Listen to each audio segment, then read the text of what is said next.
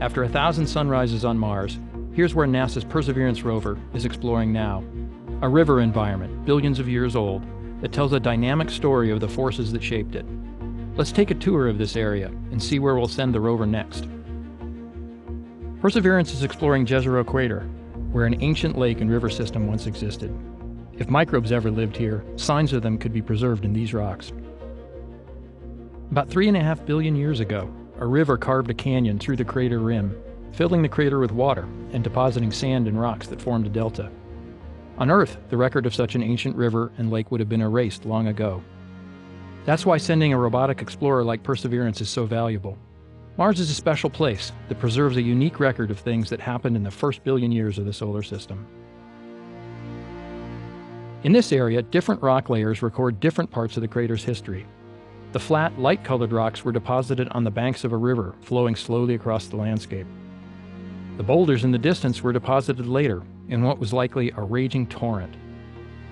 And if this peculiar outcrop caught your attention, it did ours as well. It doesn't look like sediment at all. Perhaps it's a remnant of a lava flow, now mostly eroded away. Lab equipment on Earth can accurately measure when a volcanic rock was formed, so if we can return a sample of this lava to Earth in the future, we may know when and for how long water flowed into Jezero. From here, Perseverance will continue west. In the distance, you can trace the tops of the natural levees that formed at the near and far banks of the river.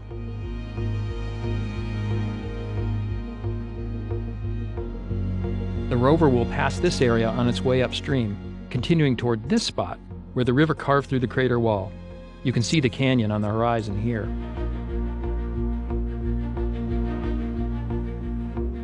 From there, Perseverance will be well positioned to head south and ascend this natural ramp that leads up and out of the crater. We're lucky to have a route the rover can safely drive up the rim right where we need it. Starting the climb would mark a new and exciting phase of the mission, exploring rocks far older than those in Jezero and produced in an entirely different way. One tempting target are these light-colored rocks partway up the rim. They may have interacted with hot water in a hydrothermal environment, another exciting place to hunt for evidence of past life.